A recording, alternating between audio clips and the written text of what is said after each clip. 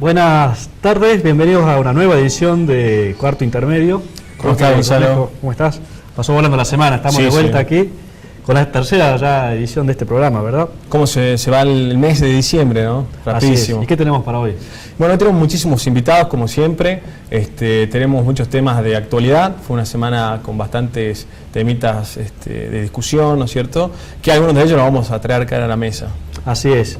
Hablábamos cuando estábamos produciendo el programa, de decir la importancia de invitar, digamos, a los abogados que trabajan desde una función de la defensoría, digamos, porque los abogados, estamos nosotros del Colegio de Abogados, pero también, digamos, como auxiliares de la justicia, como funcionarios, están ejerciendo la abogacía, abogando por los derechos de otros, desde la defensa pública, haciendo posible el acceso de los más vulnerables a la justicia, a los defensores oficiales. Y hemos resuelto invitarla a la doctora Natalia Huira, que está acá con nosotros. Muchas gracias, doctora, por venir. Muchas gracias por aceptar la invitación. No, gracias, claro, a ustedes por invitarme. Y bueno, uno de los temas que queríamos tocar es cuál es el rol actual de la Defensoría Pública, porque el defensor oficial existe, el antiguo defensor de pobres y ausentes, pero la sociedad ha cambiado, y también ha cambiado el rol que debe desempeñar el defensor, ¿es así? Sí, desde la reforma de la Constitución de 1994, cuando el Ministerio Público a nivel nacional se erige como autónomo y se incorporan todos los tratados de derechos humanos con jerarquía constitucional, el rol del defensor cambia.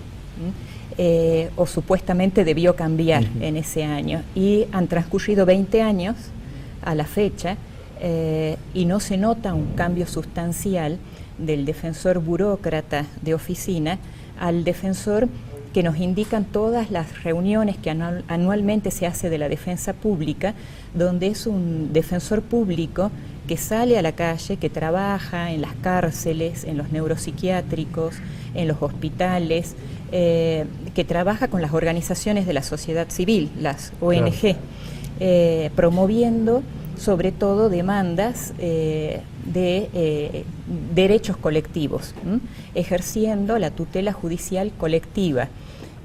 Esto todavía en Salta no se ve de forma regular entre todos los integrantes de la defensa pública.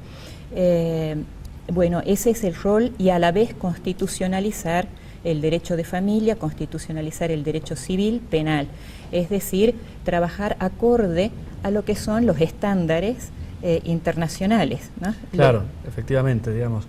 ¿Y cuál es la experiencia, digamos, en Salta con respecto a la defensa pública en la promoción de los derechos económicos, sociales y culturales, digamos?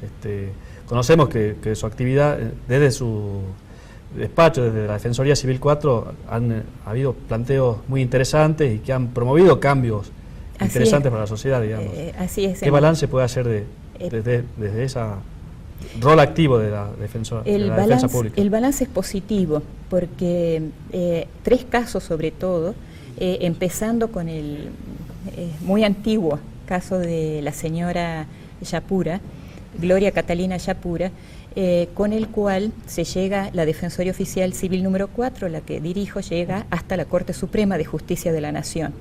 Y allí se logra revertir sentencias del máximo tribunal local en cuanto a posibilitar la ligadura de trompas de falopio en la señora Gloria Catalina Yapura. Este fue el precedente jurisprudencial que la misma ley nacional de cirugías contraceptivas menciona. Claro, que a la época del fallo de la Corte Suprema de Justicia de la Nación, el Congreso sancionó posteriormente salió la Ley Nacional de Cirugías Contraceptivas en hombres y en mujeres, y considerando en los fundamentos y exposición de motivos de la ley está citado el caso de la señora Yapura. También, como ocurrió con el caso en Salta, de la representación por la Defensoría que dirijo de personas transexuales que pedían por su derecho a la identidad de género.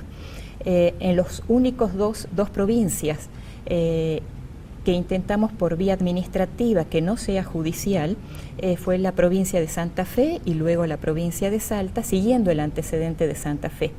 Y estos 2 precedentes que se logra por vía administrativa, el reconocimiento de la identidad de género, también es reconocida en la posterior Ley Nacional de Identidad de Género. Y el tercer caso que se logró también, que se trabajó con anterioridad a la sanción posterior de la ley, fue en el caso de los derechos de las personas con padecimientos mentales, que es conocido como el amparo de salud mental.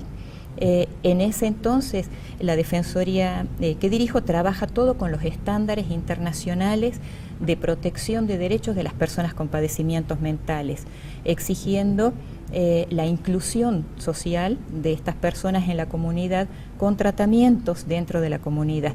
Y posteriormente, el amparo se planteó en el 2010 y fines del 2010 sale la ley nacional válida para todo el territorio de la República Argentina. Y actualmente, según su visión, ¿cómo se encontraría el servicio de justicia y sobre todo la accesibilidad de los más vulnerables a ese servicio de justicia en la provincia de Salta, teniendo en cuenta, ¿no es cierto?, también el interior de la provincia? Endeble, es un acceso a justicia endeble, porque el acceso a la justicia no es solo lograr llegar al Poder Judicial, sino es lograr salir del Poder Judicial en un tiempo razonable y con una resolución, una sentencia que proteja efectivamente los derechos de esa persona vulnerable que está reclamando.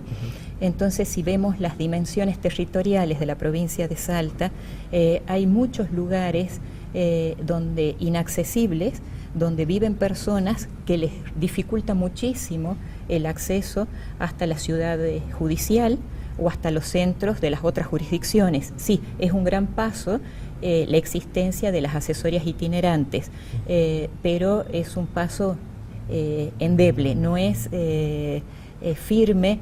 Se necesitan más asesores itinerantes y se necesitan más defensores públicos. Y defensores itinerantes, porque el asesor itinerante, digamos no representa después judicialmente el caso de la persona que visitó, supongamos, en Iruya. Así es, doctor, porque los casos recolectan la documentación los asesores itinerantes y después somos los defensores, por ejemplo, los defensores del centro, los que planteamos el caso con el inconveniente lógico que no hemos escuchado a esas personas, que son los asesores o su equipo, los que escucharon y luego traen la documentación acá al centro y de ahí se plantea la demanda y nosotros llegamos a las audiencias judiciales muchas veces sin conocer a esa persona que viene, por ejemplo, de Iruya, de Santa Victoria Oeste.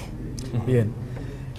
¿Cómo está el tema de la mujer en Salta? Digamos, hubo un caso puntual de una mujer que quería ser colectivera y digamos, se inició una acción judicial que está en la Corte Suprema de Justicia de la Nación. Tengo entendido, es así, ¿verdad? Sí, así es, doctor. Es el caso de Mirta Cisneros, que la representa la Defensoría Civil 4, en una ardua y lenta batalla, porque una verdadera lucha por defensa de igualdad de género que lleva desde el año 2009 y a la fecha, 2014, pasan los años para esta señora, con lo que eso significa en cuanto a acceso laboral.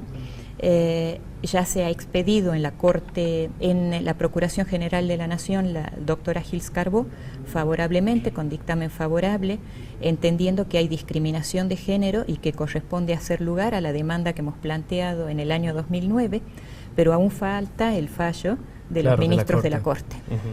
Se cuestiona el Poder Judicial en el sentido de que las mujeres, digamos, no acceden a los cargos más importantes, los cargos jerárquicos. De hecho, la Corte, en su actual conformación, digamos, hay una juez y el resto son jueces varones, digamos.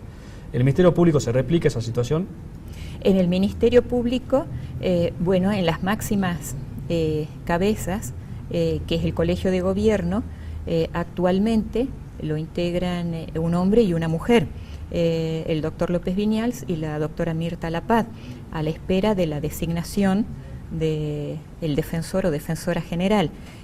Lo que sí es evidente es que, por ejemplo, en las instancias más bajas en cuanto a cargos y a remuneración, se ocupan mayoritariamente los cargos por mujeres. A medida que se va subiendo en la pirámide laboral, los cargos mejor remunerados y de mayor poder decisorio son ocupados mayoritariamente por hombres. Sí, esta semana también se publicó en un matutino salteño un texto muy interesante, un artículo de su autoría respecto a los llamados superpoderes, ¿no es cierto?, que hace poco se promulgó. Quisiera hacer algún resumen, contar una parte más interesante respecto a su posición para que le pueda compartir con los oyentes y los televidentes. Cómo no, sí, yo lo escribí porque pensando sobre todo en los 30 años del retorno a la democracia del país y cómo esta posición de los llamados superpoderes que se refiere a la reforma y del Código Procesal Penal, primero sancionada por la legislatura y ya promulgada por el gobernador, implica un retroceso en lo que significa garantías individuales y libertades individuales. Como tal, significa un retroceso del Estado de Derecho y un avance hacia un Estado de policía. Entonces, eso es lo que me motivó a escribirlo y le dirigí la carta, una carta abierta al Procurador General, que también detenta el cargo de Defensor General. Entonces, por mandato constitucional, que es el artículo 166 de la Constitución, les recuerdo que es él, en la persona que dirige la máxima autoridad del Ministerio Público, quien debe plantear la acción de inconstitucionalidad, o sea, las vías para lograr la inconstitucionalidad de la reciente reforma. En estos días ha trascendido un caso judicial, una niña, digamos, que un juez de familia dispuso que no interrumpiese su embarazo, que no pudiera acceder, digamos, al aborto no punible. Pero yo quería preguntarle a usted sobre el tema de las víctimas de los abusos sexuales, sobre todo cuando son pobres y no tienen posibilidad, digamos, de contratar a un abogado. Sí.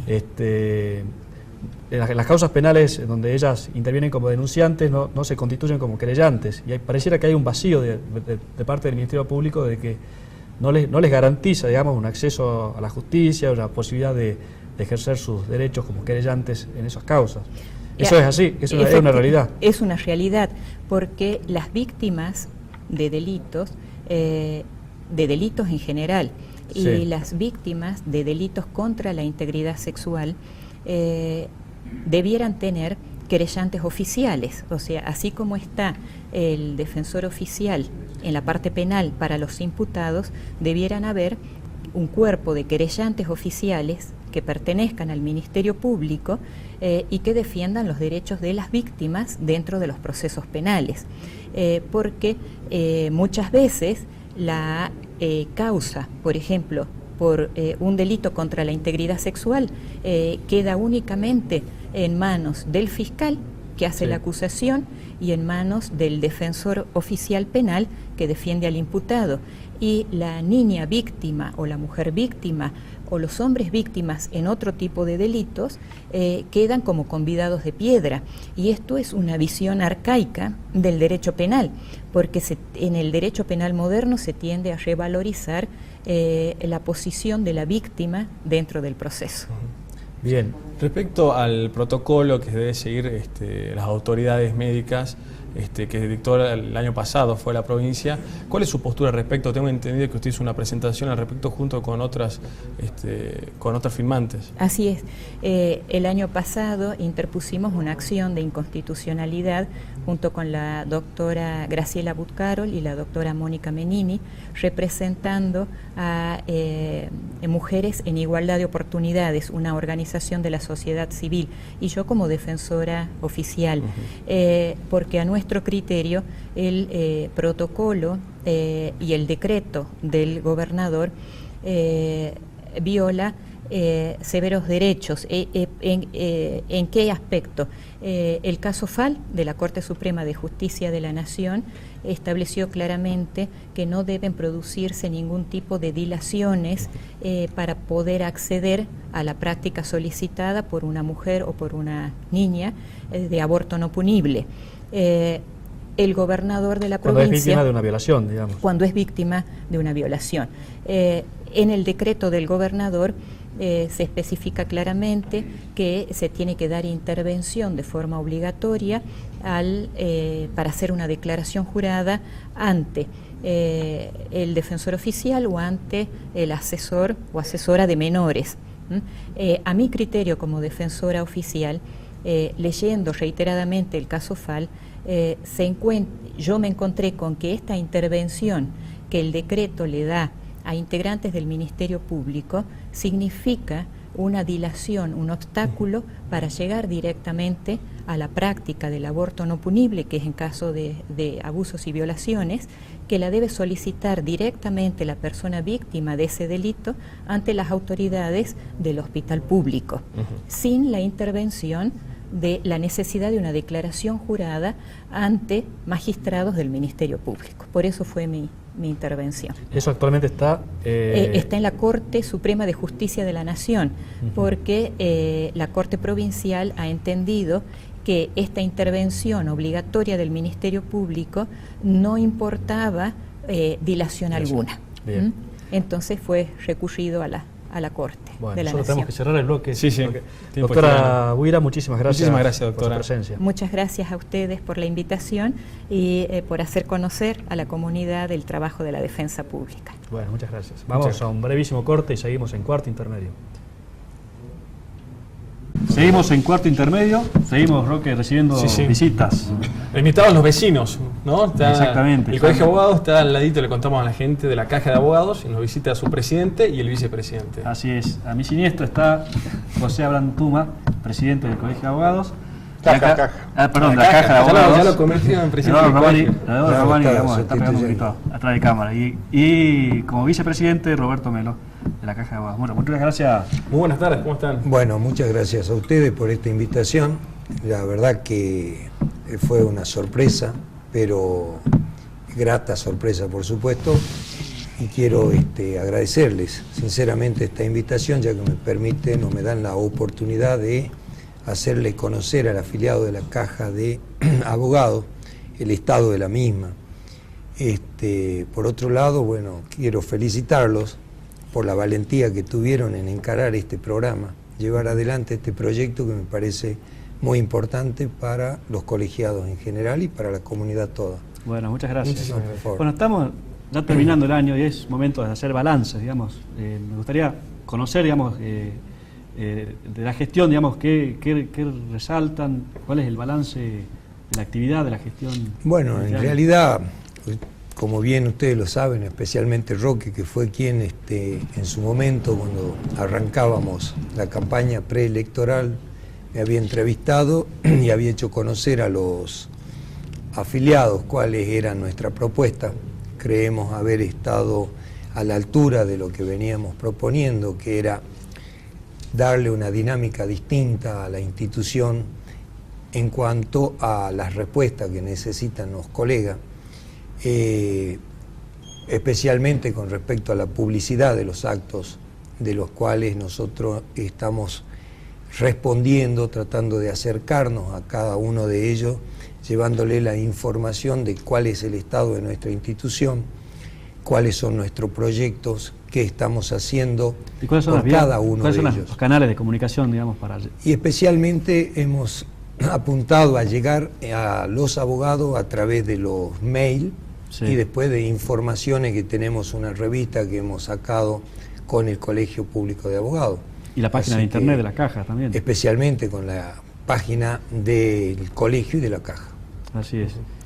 Tradicionalmente, digamos, las cajas tienen una serie de inversiones conservadoras, digamos, de decir, bueno, invertimos en plazos fijos y demás, pero también es necesario diversificar, digamos, y la Caja de Abogados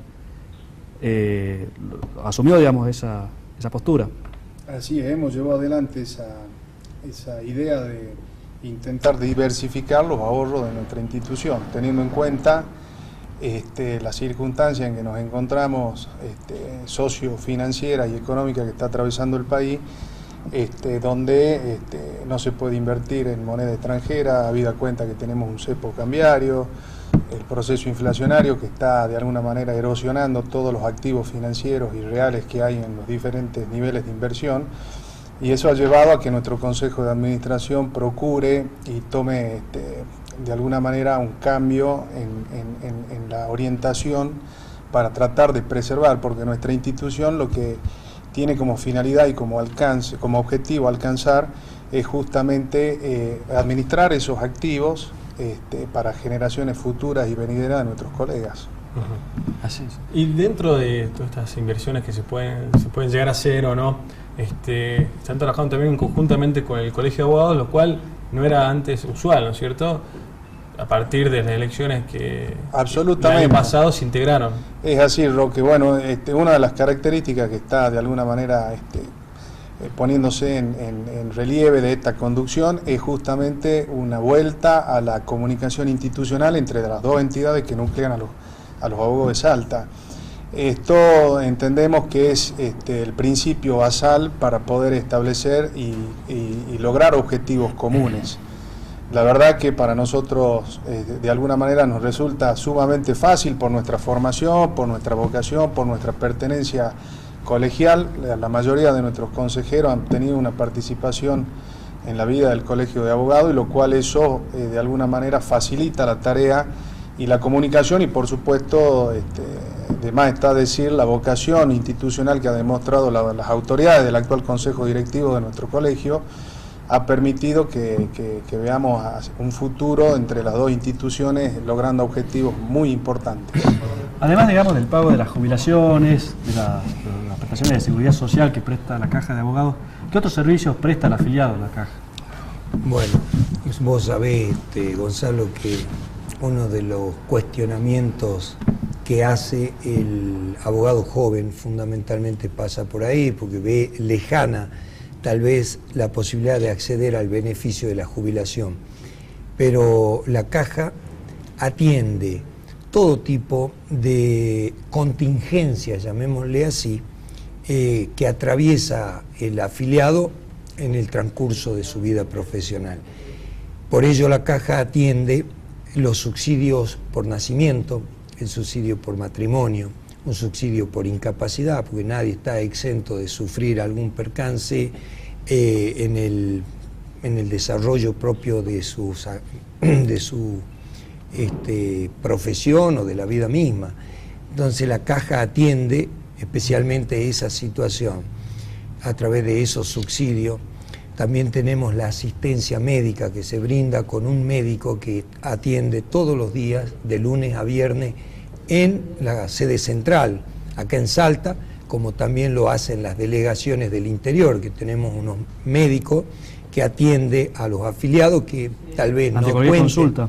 Cualquier consulta que puedan necesitar o alguna urgencia que pueda tener, y al no tener una obra social, esto especialmente para los jóvenes abogados, que muchas veces cuando se reciben atraviesan un momento difícil, no tienen cómo solventar una obra social, entonces tienen que saber que cuentan con esta asistencia médica.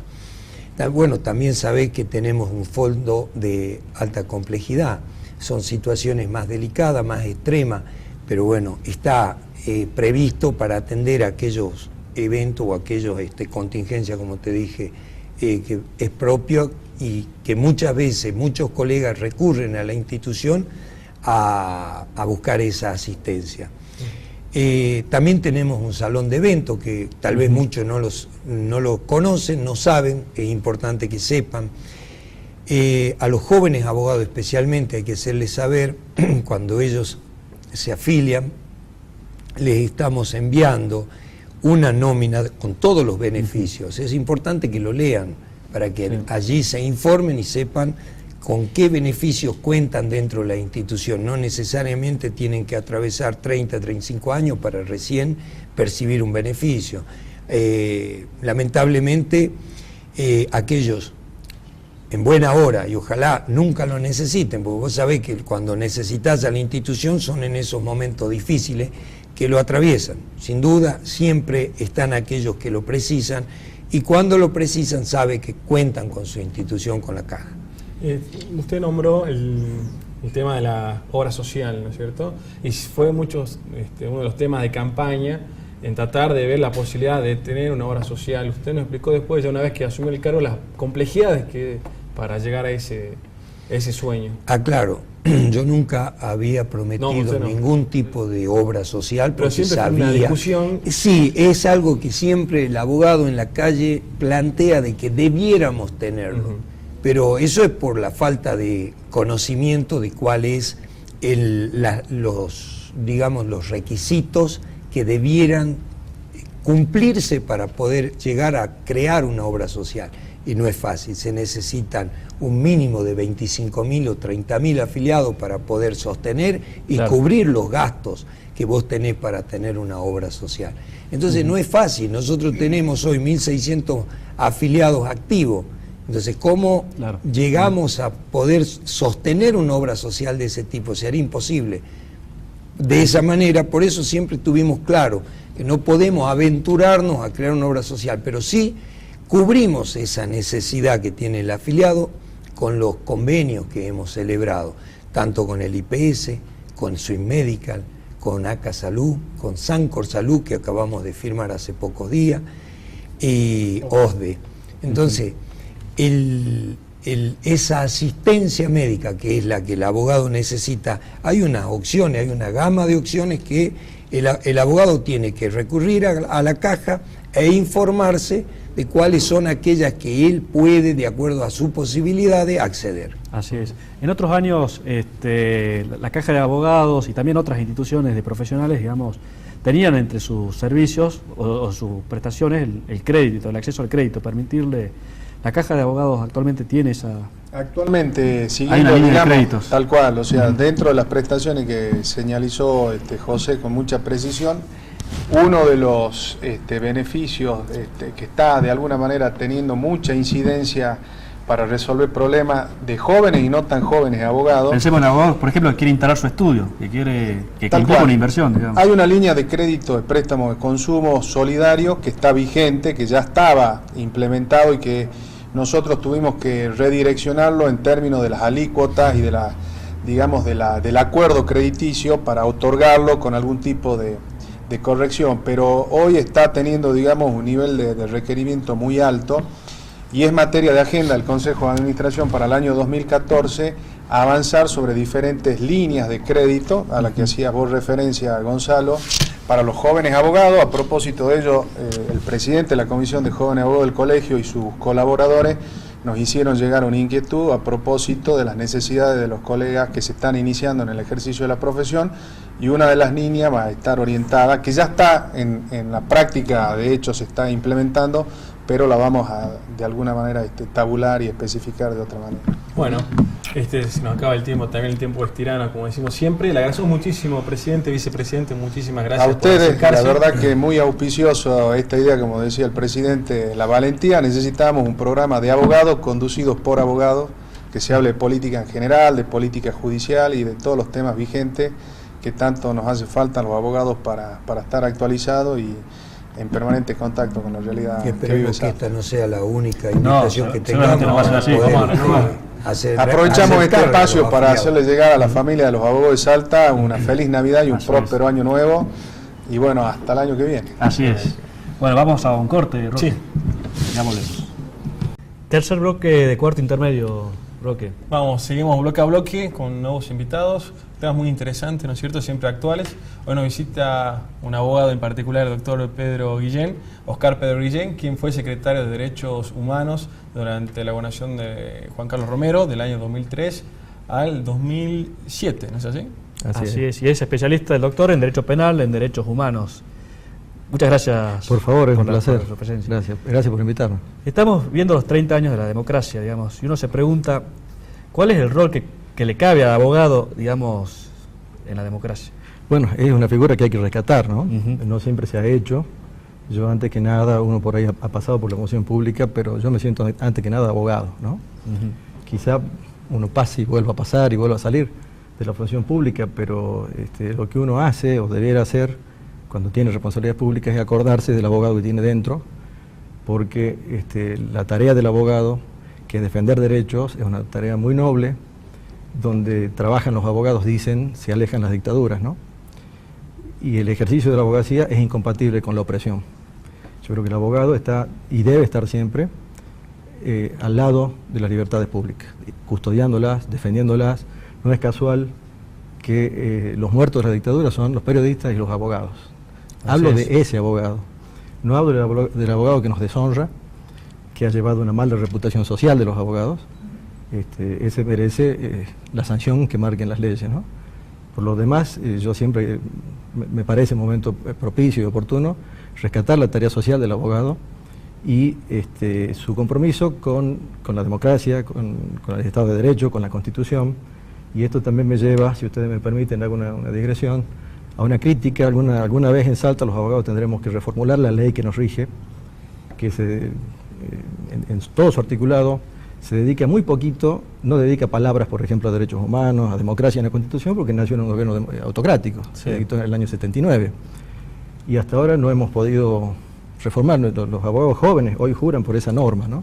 Es una tarea de todos, porque esto es responsabilidad de todos, ayornar esa norma que fue dictada por un capitán de navío y que sea la norma de los abogados para los abogados.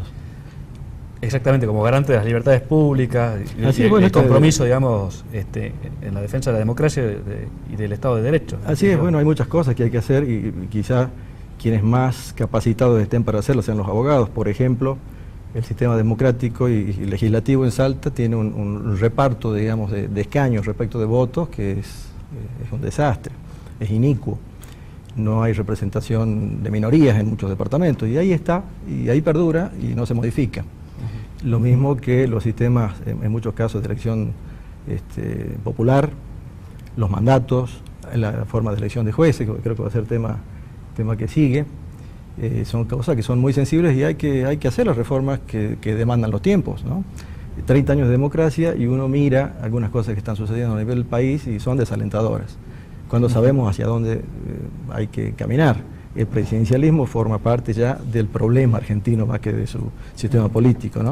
Así es. No es dudoso que tengamos que transitar algunos esquemas, sistemas políticos más templados o parlamentaristas, ¿no es cierto? Parlamentarios, donde el poder no lo tenga una sola persona, sino lo tenga un cuerpo colegiado que negocie, que lo haga con razonabilidad, que negocie en el mejor de los sentidos, ¿no es cierto? Pero que nadie tenga todo el poder como ocurre en la Argentina.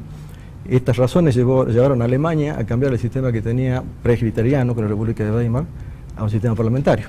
Ellos ya les pasó lo que les pasó, y les pasó al mundo, digamos, porque depositaron tanto poder en un ser humano y mudaron hacia el parlamentarismo.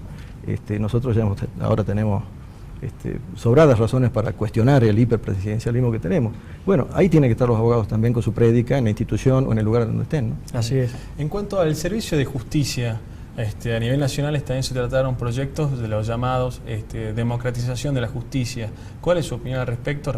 Si quiere hablar de los 6 proyectos o en general. Bueno, en general yo creo que era una domesticación de la justicia, ¿no? En aquel momento publicamos algunos artículos, se trataba de esto, ¿no? Yo no creo, hay aspectos muy interesantes. Richelieu decía que es muy fácil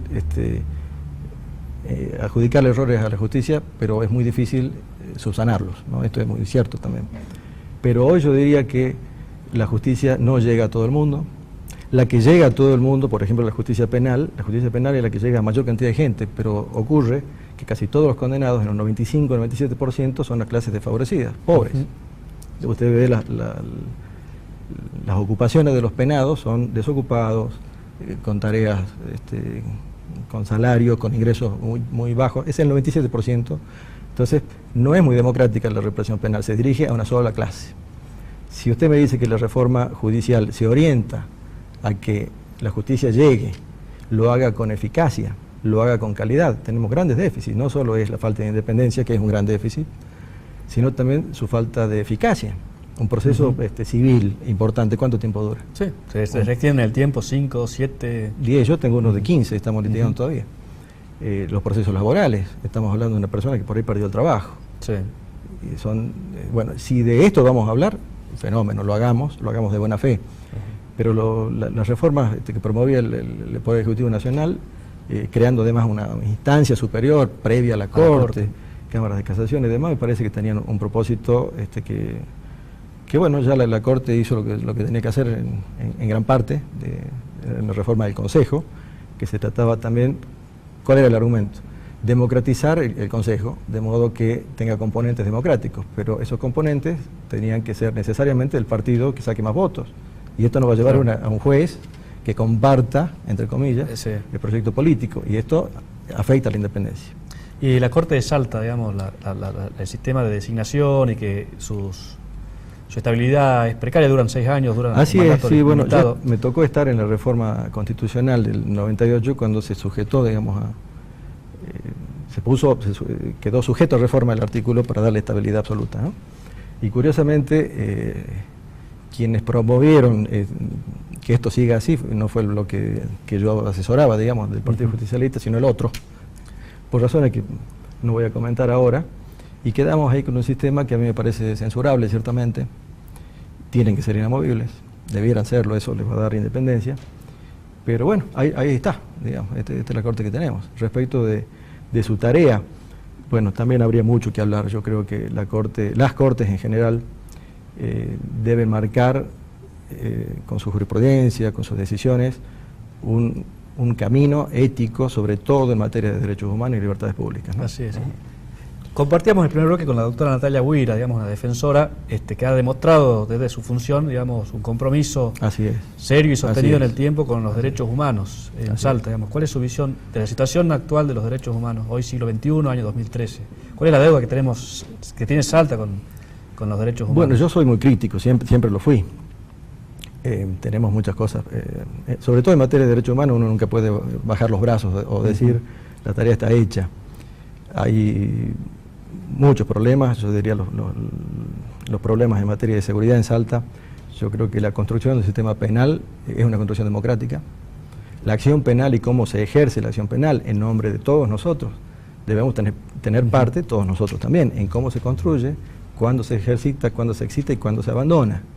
Y esto parece reservado a un grupo que nadie sabe dónde está. Tampoco se publican los dictámenes, los acusatorios o los desestimatorios. Así es, digamos. Eso. Yo entiendo que vos tuviste que hacer un amparo para eso. Estamos en ese camino, digamos. Eso no puede ser. La acción penal es pública. Exactamente. Y si no puede ser secreta, digamos. Esto nos coloca en la Edad Media. Si la acción penal pública no es pública, estamos en la Edad Media. Otro tema muy importante, creo que lo dijo Natalia, es la discriminación de la mujer, ¿no? Hoy tenemos el vicepresidente del Consejo de Naciones Unidas, es un argentino, es Fabián Salvioli, y según su opinión, que no es una opinión ligera, el gran problema universal de derechos humanos es la discriminación de la mujer. Yo creo que sí. Lo que pasa es que son simuladas, enmascaradas, no se notan, por supuesto nadie que discrimina lo hace bajo ese título, ¿no?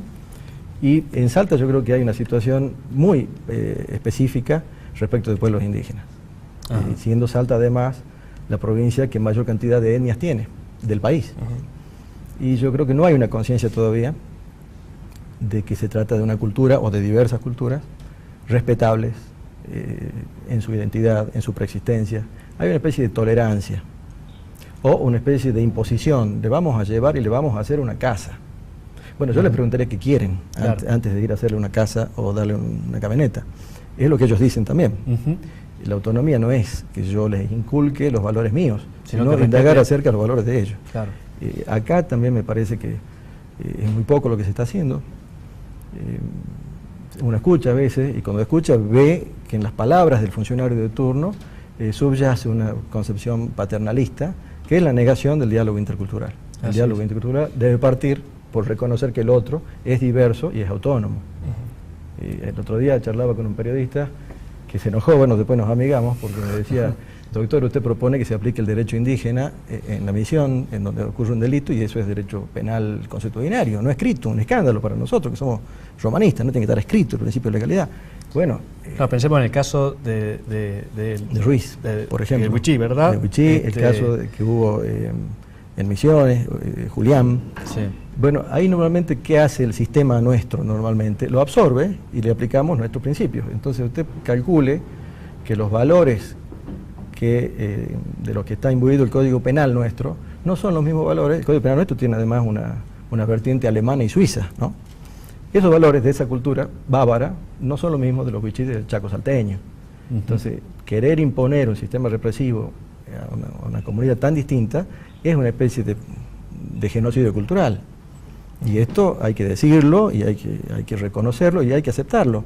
¿Por qué no va a arbitrar en un conflicto indígena la autoridad indígena aplicando norma indígena cuando ofensor y ofendidos son pertenecientes a esa comunidad? Como sucede en Bolivia, el Estado Plurinacional de Bolivia. Claro, bueno, es un avance, esto podría, pero en Salta, ¿qué ocurre? El juez de instrucción de Tartagal o de Orán son competentes siempre. Claro. Y aplican y dicen, no, yo aplico el Código Penal. Bueno, pero ¿por qué no aplicas la Constitución? Que dice que son diversos, que preexisten y que tenemos que reconocerlos como tales, ¿no?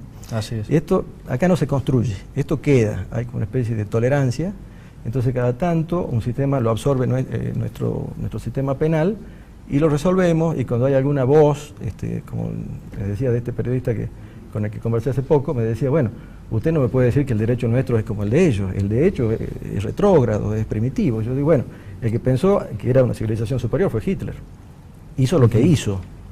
No, yo no le quise, bueno, sí me lo está diciendo, lo está pensando. Yo no digo que nadie sea malo, pero tenemos que prepararnos, educarnos, tratar de entenderlo al diverso, y así podremos construir. La primera reacción es esta, es decir, son pueblos indígenas. Así es. Para cerrar, me gustaría conocer su opinión respecto del caso de aborto no punible que ha trascendido en medios locales y nacionales a raíz de la medida judicial que adoptó el doctor Soria. En este caso me va a sorprender un poco usted a mí, porque no estoy muy bien informado. Recién me comentaban que esta niña se fue a Buenos Aires, ¿no? Sí. Pero no quiero abrir un juicio, no leí el fallo tampoco. Bien. Sí sé hay una situación de aborto no punible, bueno, esto pasa en todo el mundo.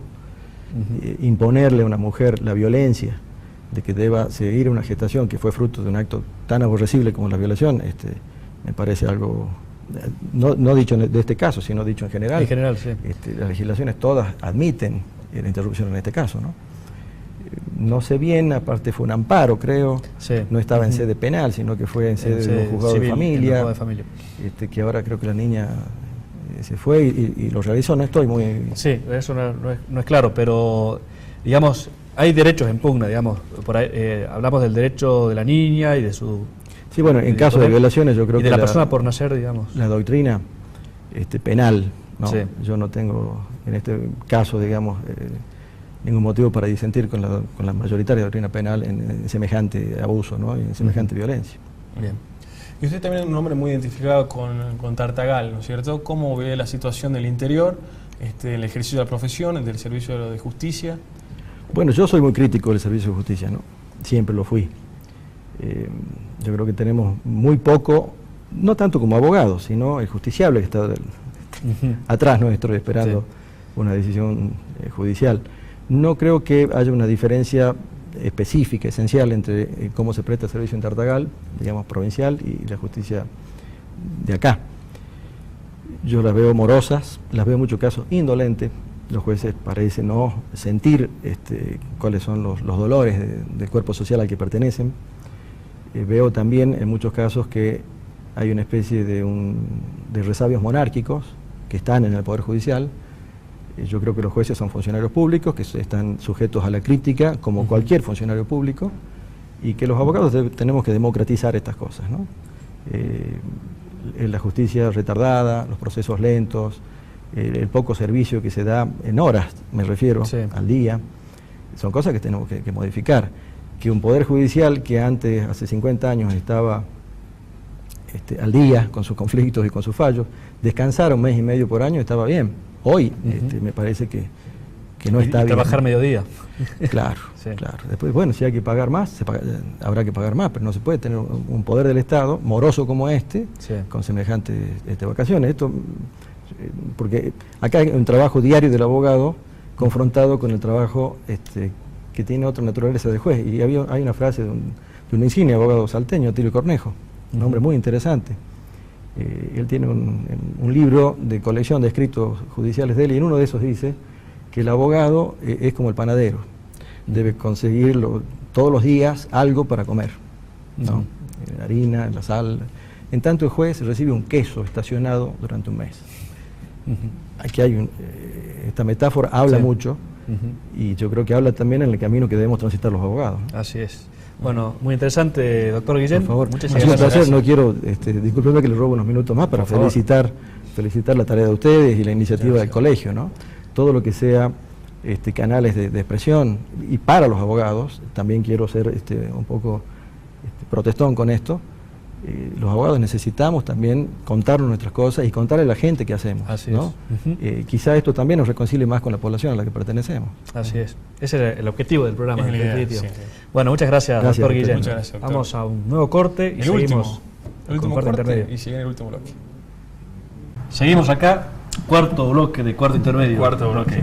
Y vamos a recibir a dos integrantes de una de las instituciones clave en el Poder Judicial, porque tiene que ver justamente con la institución que debe decidir la designación de los jueces. Digamos. Claro, la por participación. el Consejo de la Magistratura pasan quienes se postulan como jueces, como fiscales, como magistrados, tanto del Poder Judicial como del Ministerio Público. Y está con nosotros los doctores, con los consejeros, miembros del Consejo de la Magistratura, el doctor Que representan a Gonzalo- los abogados, creemos. Exactamente, que representan al foro, al Colegio de Abogados, el doctor Gonzalo Mariño, muchas gracias doctor, No, por ustedes no, ningún problema. y el doctor Sergio Petersen. También Muchas gracias por la integrante. invitación. Así, ha sido un año movido, el 2013. Sí, ha sido bien movido. Por lo menos debemos haber tenido casi unos 25 concursos, 26 concursos. Ahora últimamente con la idea de que hubo una ley que permitió a los jueces poderse jubilar con el 82% móvil. Que era una ley que esperada, porque muchos No, jueces era muy esperaban esperada, esto, porque- evidentemente, y eso ha provocado una salida importante, sobre todo ahora a fin de año, en donde se recibieron varias jubilaciones, o sea que estamos esperando ya para el año que viene seguramente una gran cantidad. O sea que, digamos, si este fue movido, el otro ya Viene- desconocemos qué es lo que nos va a pasar. Claro. No, la tarea, como usted decía, es real en cuanto al tema de que nosotros seleccionamos a quienes van a ser los potenciales jueces, porque lo que hacemos es remitir una terna y sobre la base de la terna, digamos, la discrecionalidad del señor gobernador es la que decide a uno de los tres del que se remitió. O sea, digamos, nosotros seleccionamos quienes son potables candidatos a ser jueces y el gobernador el que lo designa. Para explicarle al televidente, digamos, el funcionamiento del Consejo de la Magistratura, cómo está integrado, cómo está representado, cómo es la mecánica, digamos, Bueno, de el selección. Consejo de la Magistratura está integrado por nueve consejeros.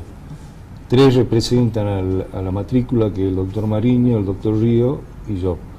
3 representa a la Cámara de Diputados, que es el doctor Pedro Mellado, el doctor Escabuso y el doctor Cristóbal Cornejo. Un representante de los jueces, que es el doctor José Ruiz, un representante del Ministerio Público, que es el procurador Pablo López Viñals, y un representante de la Corte, que en este momento es el doctor Guillermo Félix Díaz. Bien, digamos. ¿Y cómo es la mecánica del concurso? ¿Hay etapas de examen escrito, de examen oral? ¿Usted? Sí, nosotros comenzamos primero con la evaluación de los antecedentes, es decir, el estudio de la carpeta, que se cumpla con todos los requisitos para que la persona pueda llegar a ser postulante. Una vez cumplida esa etapa, se llama un primer examen, que es un examen escrito, una evaluación escrita, que normalmente es un tema o a desarrollar o O un la redacción caso. de la sentencia, por O la ejemplo. redacción de la sentencia, o el caso, depende. Para el penal tenemos una metodología, para el civil otra.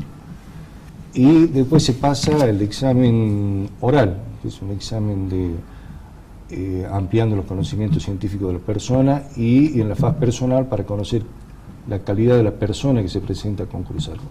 Esa es la entrevista, la famosa Esa es la entrevista. famosa digamos. entrevista. Que tiene un puntaje muy alto en relación a las otras instancias, ¿verdad? Del examen No. escrito, ¿no es es así? la misma cantidad de puntaje. No, digamos, usted tiene un puntaje que va de 1 a 50 respecto a los antecedentes. Sí. Y la oposición está entre la entrevista escrita y la entrevista oral, que son otros 50 puntos. Eso es lo máximo. Sí. Digamos, la característica es que se tendría que determinar entre el escrito y el oral y saca un solo puntaje. O sea, si nos atenemos un poco a lo que fue el reglamento interno cuando lo preparó el Consejo en el año 2004, 2003 más o menos, aparece como que sería 25 y 25.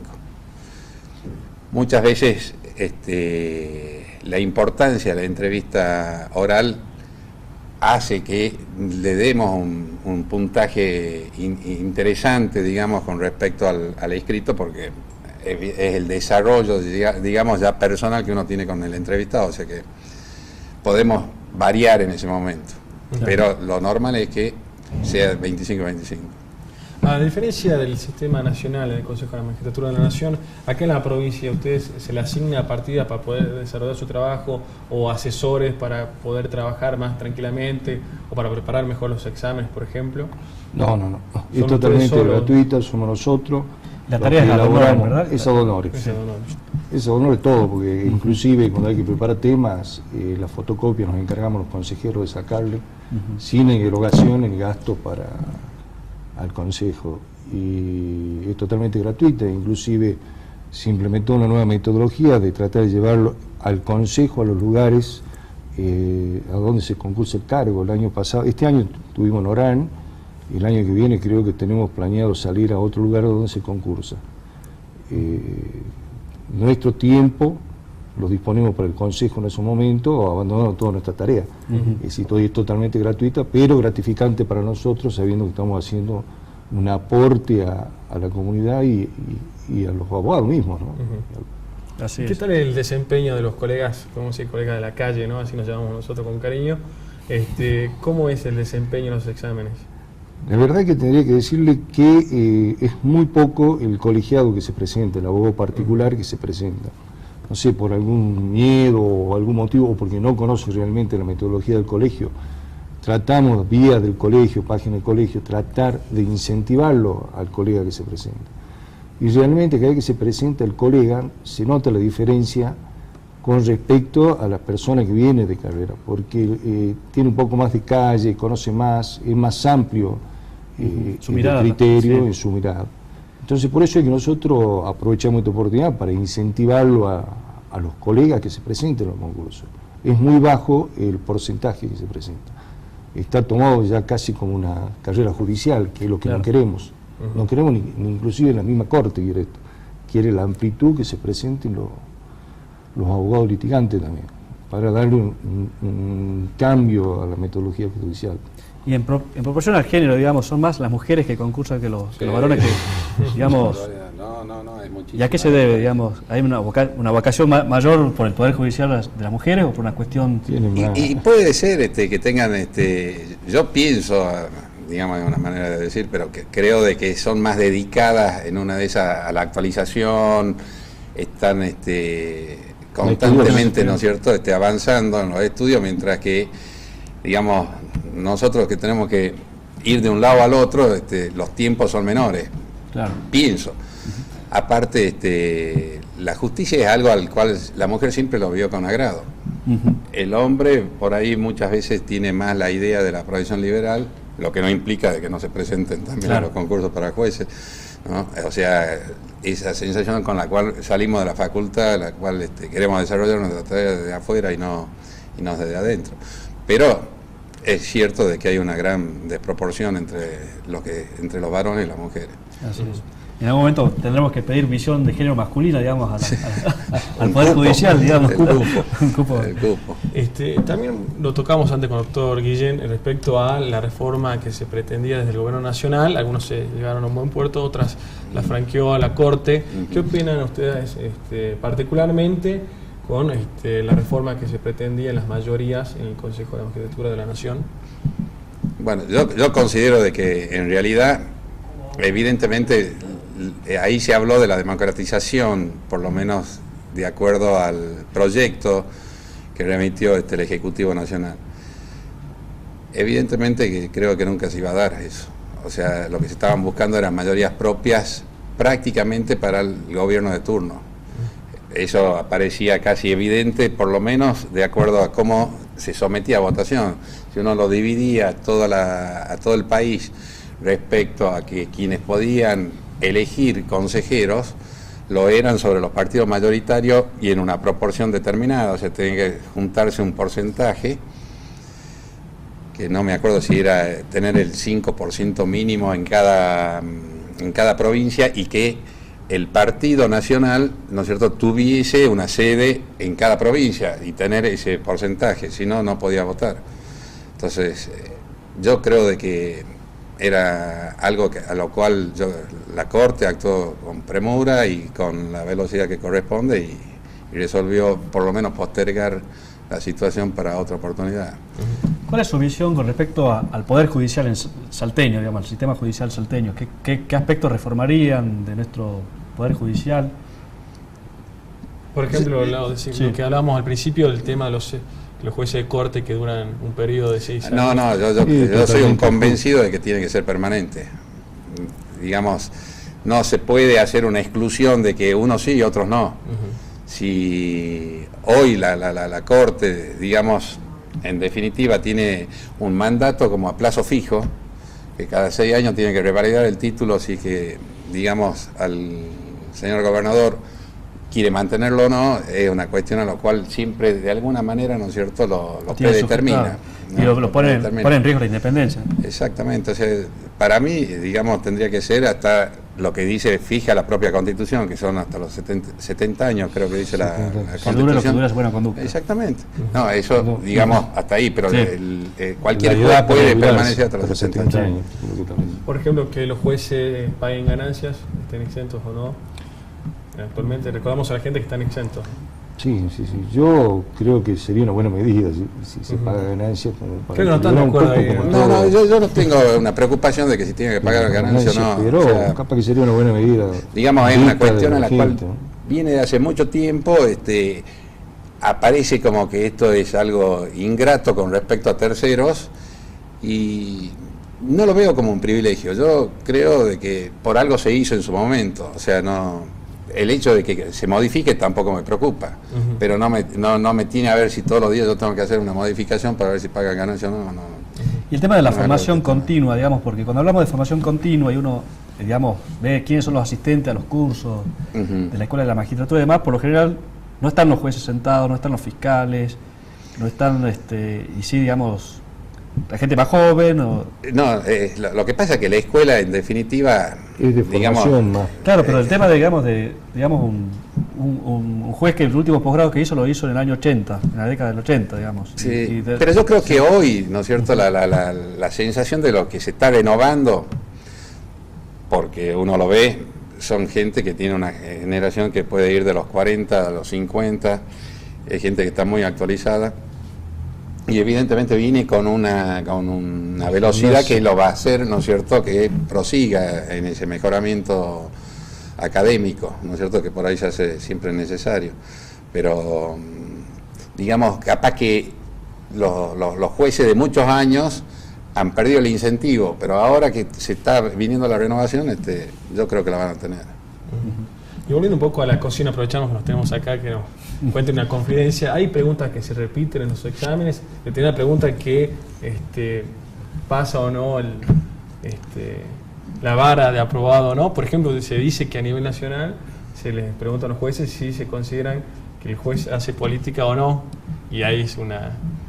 Depende cómo respondan a esa pregunta. Es raro entrar en una sensación de intimidad. A mí digamos, una de las falencias, que yo creo que no es por este consejo, sino por cualquier otro, porque existe la Federación de Consejos de la Magistratura, en la cual en algunos consejos se practica el hecho de que haya un psicólogo que previamente, ¿no es cierto?, busque el perfil. ¿No es cierto? O sea, si uno es más inclinado a cargo del Ministerio Público como defensor o fiscal, o bien, ¿no es cierto?, para jueces penales o civiles, nosotros tenemos un tiempo muy corto para poder determinar el perfil al cual, ¿no es cierto?, se está presentando. Hay concursantes que evidentemente se presentan en distintas áreas, no civiles, pero sí, supongamos en penales, pueden presentarse en fiscales, se puede presentar en para familia, jueces. Y eso es bueno, digamos, porque no hay una clara vocación por una especialidad, digamos. Pero es lo mismo ser secretario de familia que ser fiscal penal. No es lo mismo. Pero digamos, los concursantes sí, porque saltan de un concurso a otro. Antes se daba mucho, ahora bajó. Sí. Ahora cada uno se está presentando en la especialidad que quiere seguir. Yo creo que desde la última vez que tuvimos fue el año pasado, este año cada uno se volcó a un área específica. Claro, el que va para fiscal ya no se está Ya no se presentando está para presentando defensor, defensor. ¿cierto? Claro. Se está volcándose, ya el abogado que está presentando ahora es... Ya está más orientado, Está sabe más qué- orientado. a dónde Exactamente, quiere está más orientado a dónde apuntar. quiere ir y sabe que también por él y por el consejo presentarse en 10 concursos que existan en distintos cargos, en distintos fueros. No va a ser bien visto, digamos. Tiene que no ser Claro. bien visto, Claro. si no pone en Sí. duda Claro, su compromiso por- compromiso por ahí. Exactamente. Bueno, nosotros tenemos que ya dar por finalizado este bloque. Le agradecemos, doctor Mariño, doctor Petersen, por su muy Muchas agradecido gracias con a ustedes. ustedes. No, y para cuando quieran, estamos otra vez a disposición, no se hagan ningún problema. Bueno, muchísimas gracias. No, Y nosotros nos despedimos hasta el próximo viernes. Hasta el próximo viernes. Pasamos, bueno, ya estamos cerca de la Navidad, así Sí. que un saludo desde el Colegio de Abogados, desde el nombre del presidente del colegio, Eduardo Romani, a todos los A todos los televidentes, colegiados. que pasen una muy buena noche, buena y una excelente Navidad. También mandamos saludos a la doctora Saldaño, que nos acompañó hoy, también nos ayudó mucho en la asistencia. producción, en la asistencia, y al doctor Pacuto Mauri, que bueno, también prestó su tiempo, le agradecemos muchísimo. ¿A quién vamos a tener en el próximo programa? Lo ¿verdad? vamos a tener. hablar de derecho del consumidor. Hasta la próxima. Muchísimas gracias.